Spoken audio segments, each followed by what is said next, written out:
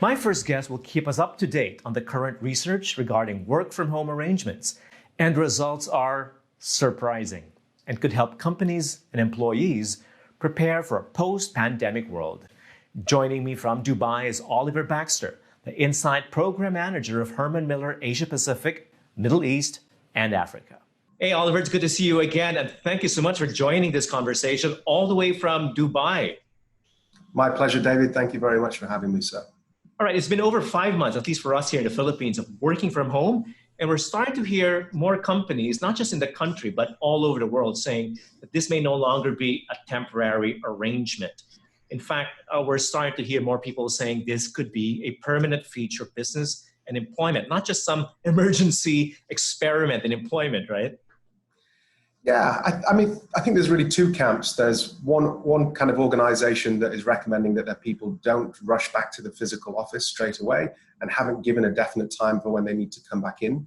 And then there's other organizations that have actually realized the benefits of remote working and working from home and are actually starting to think that maybe they don't need offices quite as much as they first thought. I think it's kind of like a combination between the two. We very much still need offices today. Although a lot of the data from working from home has been pretty encouraging and quite positive, we still need the physical office to serve a number of very important issues like learning from one another, being able to have social interactions as well. Very difficult to do that through the medium of technology. So I think we're always going to need offices, but yeah, we can definitely start to capitalize more on the remote working.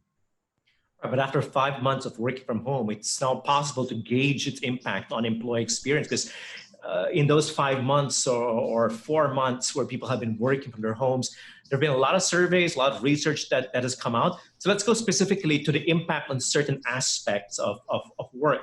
Let's start with productivity. Are we more productive or less productive because we're at home? There's a caveat to all of this because we've had lockdown for 5 months. That has been the largest, and I know everybody's saying this, it's been the largest experiment from working from home that has ever been done. But who's really been kind of looking at it as an experiment and trying to survey it? So the data that I have is from Gallup. Many people will be familiar with Gallup, one of the largest research institutes in the world. Then there's the Leesman Index that looks at specifically about work and its relationship to real estate, but now looking at working from home. And then there's another company in the UK, smaller sample set, they're called ART Solutions, and they've been looking at it from a well-being side as well. So Gallup have actually highlighted that the sweet spot, if you care about your employees being engaged with work, and engagement being that happy, enthusiastic employee that's a joy to be around and work with, then the sweet spot is allowing them to work remotely. So that can be from home, it can be from coffee shops and co-working facilities as well. But the key is the remote working there is between 60 and 80% of the time. So you want them to be out of the office for around 3 to 4 days a week, according to Gallup's data. And that was a longitudinal study, and that came out in 2017. So before any of this lockdown really happened. The stereotype of the employee who's wasting away in his cubicle, that's in a way true. It's been parodied in Dilberts and parodied in The Office, that series on TV. There's a grain of truth to that. Yeah, I mean, the cubicle specifically should have never really happened. I mean, the furniture that created the cubicle was from Herman Miller. It was called Action Office back in the day, but it was actually designed to be flexible, not to just put people in little boxes. But that was the easiest to do for planning and to make sure you could manage your people. But actually, it was never really a good idea to begin with. So a lot of offices are not very productive. So if you look at the data from the Leesman Index about working from home, what their data is really showing, and this is 50,000 respondents from over 300 companies, and it's in 61 different countries, I believe. What they're showing is that actually working from home, 80% of people agree that working from home enables them to work productively. Whereas actually, if you contrast that with their data from working in the office, there's only 62% agreement from working in the office. That is a significantly larger sample size, however. That's over 700,000 respondents. But then there's something called the Leesman Plus, which is the most highly performing organizations, the top 20% of organizations they've ever surveyed, so the best working offices in the world. Only 78% of their employees agree that their workplace enables them to work productively. So you can see that actually working from home, people seem to prefer that. That seems to be the closest associated with their productivity sentiment agreement in comparison to even the best performing offices. So I think there's a lot that we can learn from working from home. But again, this is just during lockdown for this specific piece of data. You hear the oft-repeated argument of, but what about corporate culture? What about collaboration? What about creativity? These are things that people imbibe and people are able to feel when they're together physically with their peers or in groups. So what does the research tell us? Yeah, I think the data that I have around corporate culture is really associated with that early data that I referenced from Gallup around engagement, because culture is so multifaceted. It's for many people, it's the way that we do things around here. But I like to look at it in the context of engagement. So still, engagement is at an all-time low the world over, but it seems to be more effective if we allow employees to work more remotely. So it stands to reason, the more autonomy that you give an employee, the harder they're going to work, because the happier they are as well, because who doesn't want freedom, right? Everybody wants freedom and autonomy. If we look at collaboration, because of course, there's a big school of thought. Everyone was thinking, well, we can't collaborate now, we're working from home. Well, again, from Leisman's data, that doesn't seem to be the case. From their workplace data, that 81% of people were being able to effectively collaborate in workplaces today, whereas comparing that to their work from home data, it was 87%. People agreed that collaboration, they could still work productively, collaboratively. Now, what about career advancement? The argument has always been that if I'm out of sight, I'm out of mind. My boss doesn't see me. He only sees me once every 2 weeks in a Zoom meeting. Yeah. I mean, there's that feeling like I'm missing out, I'm not seen, I'm not heard, and it might affect my career advancement. When we're talking about career advancement, it's also about professional development as well. So learning from others, that has been one of the main areas that has been negatively affected by working from home. So you're more effective at learning from others when you're co-located in the same physical workspace, as opposed to trying to do that remotely. It's still possible, but it's more complicated to do it. As well as those informal interactions, which is what you're alluding to, like the casual conversations with your boss that build rapport and trust amongst you. So when it comes to career advancement, it might be more tricky working from home if you look at it through the lens of learning from others and informal social interactions. And let's go to well-being and mental health. I mean, popular culture has always made fun of the office space in terms of employees who are at a dead end, employees who are bored. But there's a downside to working from home as well. At least the research hints at that in terms of our well-being and our mental health issues. Yeah, so my background is actually in psychology. That's what I did my postgraduate studies in. So working for a furniture company like Herman Miller, that's what they employ me to look through that lens into the office world as a psychologist and make recommendations for how you can change your space and to have a positive impact on the employees. So it's not just about selling the most amount of furniture, it's about creating the right environment for employees to work and perform their best. So I also mentioned there was a third research institute that I'll be referencing today, and that was ART Solutions. Now, this is a company from the UK, looking at similar stuff that I've been talking about earlier on about supporting activities in the physical working environment. They took it another step further and started to look at well-being as well. So they started to track people with these sorts of smart devices. So they were looking at sleep, they were looking at physical activity. And again, during lockdown, it's not all been a bed of roses, but some things have been good as well. So if we look at physical activity, it's actually reduced during lockdown, but it kind of stands to reason if you can't leave the house, it's going to be pretty difficult to get your steps in. So they started to notice an average of around 2,000 steps a day in reduction when working from home. So they were becoming more sedentary. On average, 58 minutes were spent being more sedentary than pre-lockdown. I think it's because we want to produce that maximum amount of output because we don't have that input measure of my boss can see me working. So I want to make sure I'm producing my maximum amount of output. And also, what else do I have to do? I've run through everything on my streaming devices. I've got no shows left to watch. So I might as well, respond to that email a little later into the evening, which I wouldn't recommend that you do that. We do need to try and, I don't think separate, but kind of, there is no work-life balance anymore in my mind. There is a blend, but you taper off and you taper on. So Some days you start a little earlier, some days a little later, and finish at those appropriate times as well. Are there certain types or a profile of worker or employee who adapts better to the work from home arrangement in terms of demographics, in terms of maybe other psychological aspects or personality aspects of the employee? So the biggest correlation, if you will, that we found was actually your home setup. So if you've got your own dedicated office that's separate from everyone else and every other room in the house, then you are likely to be more productive, perform better than someone who's working from a dining room table. Again, it's pretty self-explanatory, but that's what the data is showing. Working from a dining table, it's not ideal. I did it. When lockdown happened for me, I was on paternity leave.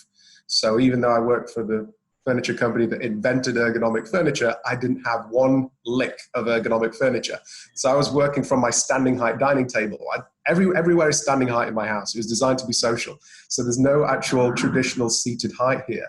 But then when things started to ease, I was able to go into the office and pick out some ergonomic tools. And actually that company is, as with other companies, has started to give an allowance for us. So we have $750 at Herman Miller to put towards ergonomic tools. So that doesn't have to be just from us. It could be keyboards, laptop jacks, mouse, So the biggest indicator of whether you're going to have a positive work from home experience is being able to have that own dedicated private space. Oliver, as the research that's available is telling us, a majority feel more comfortable working from home, more productive working at home. How to prepare employees for re-entry into the offices? And eventually, it may not go back to the 5-day work week, but eventually we'll all have to troop back to our offices, to our cubicles maybe. How do you think companies should manage this re-entry?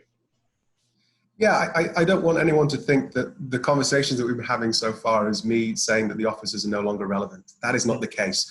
Still, lots of people are dying and itching, myself included, to go back to the office. I'm allowed to go back for 1 day a week currently at the moment. And I relish the fact that I can go in, and I wish there was more employees to connect with, because that's what I'm missing, is that social element and being able to do high performance work that I might struggle to do when I'm at home. So offices are still very, very relevant, but we need to make sure that they are safe. And at Herman Miller, we have a saying that we need to help first and sell second. So we've been having conversations with clients to help educate them on what the current research is saying. And I emphasize current because it keeps changing. When COVID first happened, we thought that, sneezing and coughs, those were the biggest issues. But now we've started to understand that aerosolization of particles might linger for hours in the atmosphere and in the air. So the air conditioning, the HVAC systems could be one of the biggest issues that's facing workplaces today, to make sure that they're not spreading COVID. Because, even if you're physically distancing 2 meters from somebody, well, if it's in the air, then that kind of mitigates the real need to do physical distancing. So we need to look at a variety of interventions, or what we call a bundle approach at Herman Miller. We've taken that from our work in healthcare, because we do a lot of hospitals as well. Mm-hmm. And we understand that there's no magic bullet to any of this stuff. There's no one solution, but there is a bundle approach of if you have a series of evidence-based interventions, that will help mitigate the spread of COVID-19. But then there are other interventions that make sense, but aren't based in data and science. So I'm hearing lots of requests from clients to put screens and division up in their office. And I'm like, okay, so again, COVID is in the air. That will go over and around and under screens. So what that really is doing is providing psychological safety.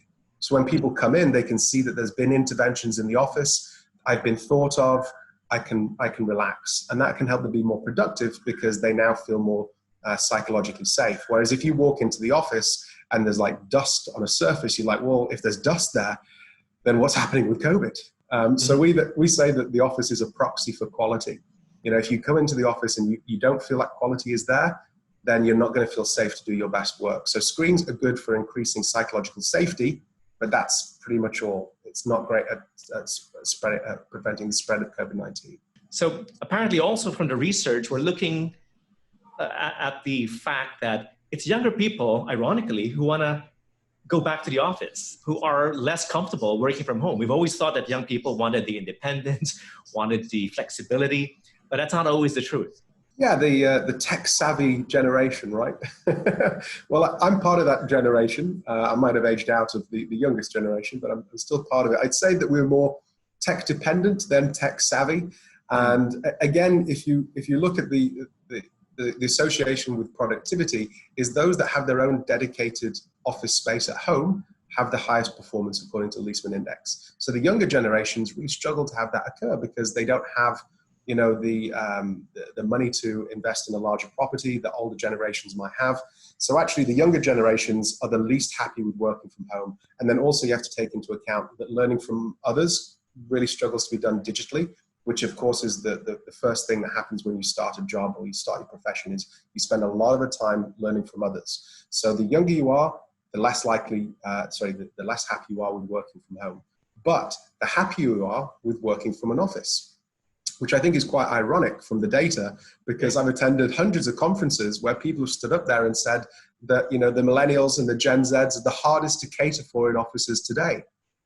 Show me the data to suggest that that's the case. I think that there's been a lot of negativity associated with younger generations and how much of a diva we all are, but that doesn't seem to be the case from the data. We're the happiest generation in offices today. Again, the older you are or the longer in tenure, the less happy you are with your physical office working environment, but the more happy you are with working from home. How else do you think offices should be designed to welcome back employees who, again, as you said, perhaps were spoiled with working from home? I think there was a lot of learnings before COVID happened. There was a hell of a lot of wasted space in offices before. So if we're doing the knee-jerk, here and near reactions to COVID-19, then there's a lot of space that was being uninhabited anyway. So we can still maintain that distancing in the physical workplace when we have a subset of people coming into the office at any given moment in time. So not having 100% returning all at once, but maybe having 20 to 30% on a given day, and understanding that we had more space than we needed to begin with anyway should really help mitigate some of those factors. But that's the here and near. In the long term, I see that small offices will probably become a little bit smaller, and we'll start to see this kind of hub and spoke model increasing. So we have a centralized HQ, probably for the onboarding and the younger generations of employees. And then as you increase with tenure or age in the organization, then maybe you can work more remotely closer to where you live from, like a co-working or a smaller satellite office, and also benefit from working from home as well.